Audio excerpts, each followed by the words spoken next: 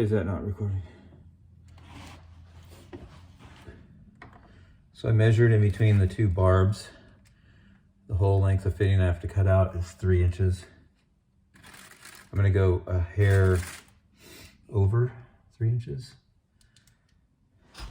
I just thought about it. I probably want to be close to one of the ends because if you put it in the middle, it'll be kind of flexible on this red line. So if I put it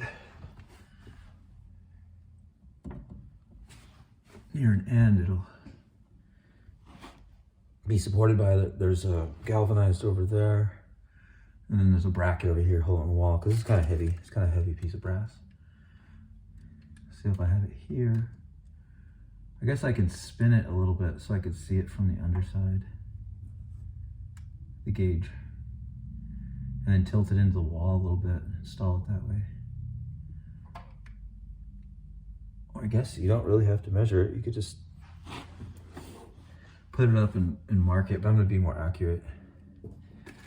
Just mark it and be closer to the accurate number. I'm going to say, I'm going to put it, I don't want to be too close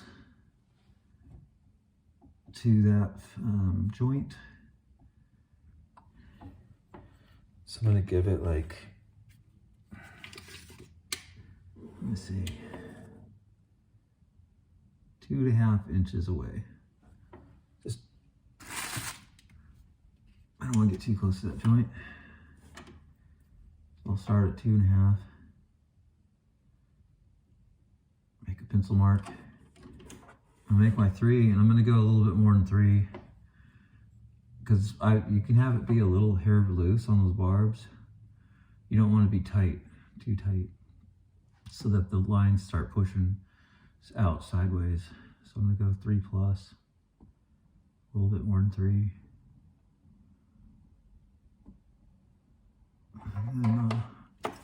Water's off. This is not going to squirt out water at me. Take your little cutter, PEX cutter tool, and little scissors. Cut on the lines. Cuts it like butter.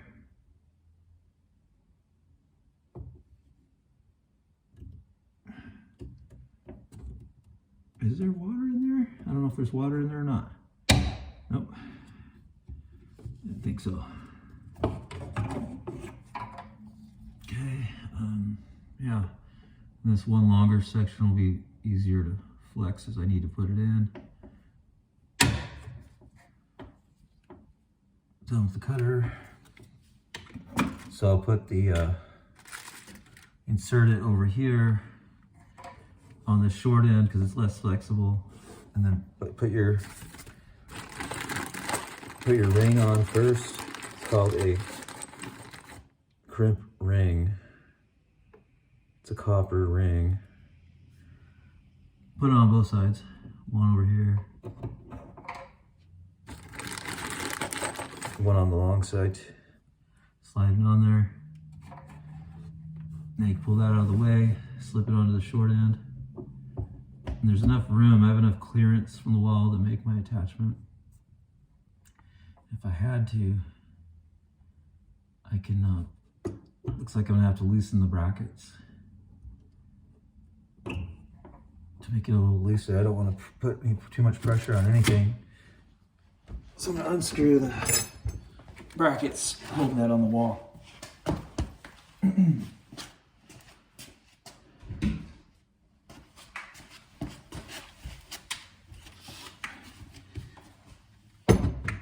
And let's see, I'll mark it.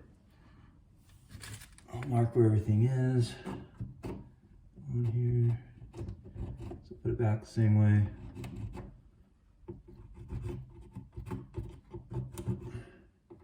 Get the height there. You should be able to see your bracket holes, line those up, but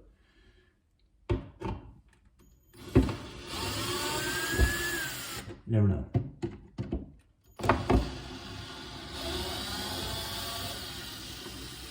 So that should make it quite a bit easier to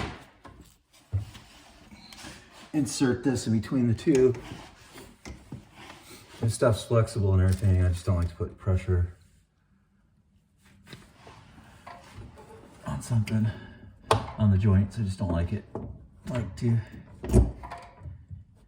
let's see, spin it out that way, and in.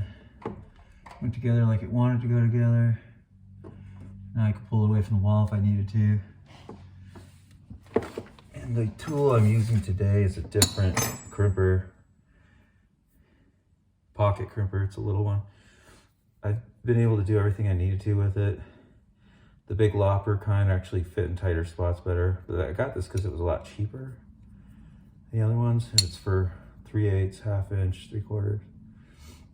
You have to use a pair of vice grips with it. So pull it away from the wall. Nice tight spot in here. Slip the jaws over it.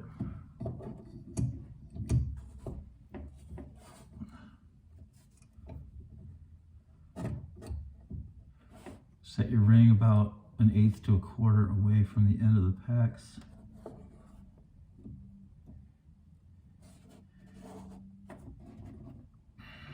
Make sure the line is on there good. We start crimping it with a pair of vice grips. Just crimp down pull the jaws together. It's a series of clamping process.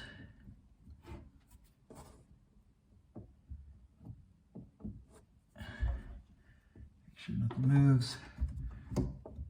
First, you have it set do a light clamp, and then loosen it, tighten your vice grips, crimp it again, open it, tighten your vice grips, crimp it again. And you're gonna do it like 3 or 4 times, tightening the vice grips,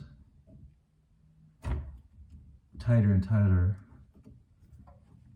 And then you have a tester, which is just a piece of paper. Stick a piece of paper in between the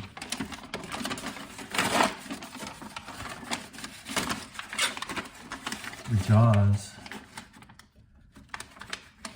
If you can't get paper in there, then it's tight. It's not tight enough. I just was able to slip the paper through there. So you got to keep tightening this until you can't get a piece of paper in between the jaws.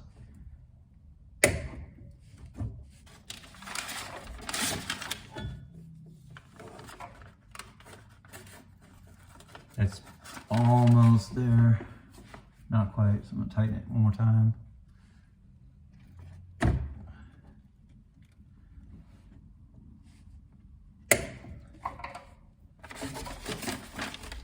And then I have a gauge tester. You start with the paper test. So now you can get your vice grips off and the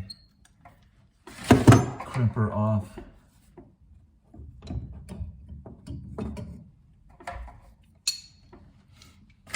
And then you give it a test with a go, no-go gauge. It has 2 slots that I'm using for 1/2 inch. These right here. One it should work on, and one it shouldn't. The go should slip over, and the no, it should not slip over. So you try go first, slip it on, and it spins around. It's all good. Then you put it on the no. It does not go all the way on, and when you spin around, it does not go on. So that's all good. Now you just repeat on this next one. Make sure you get your barb and line sunk down all the way. Looks like I'm actually going to have to remove the gauge.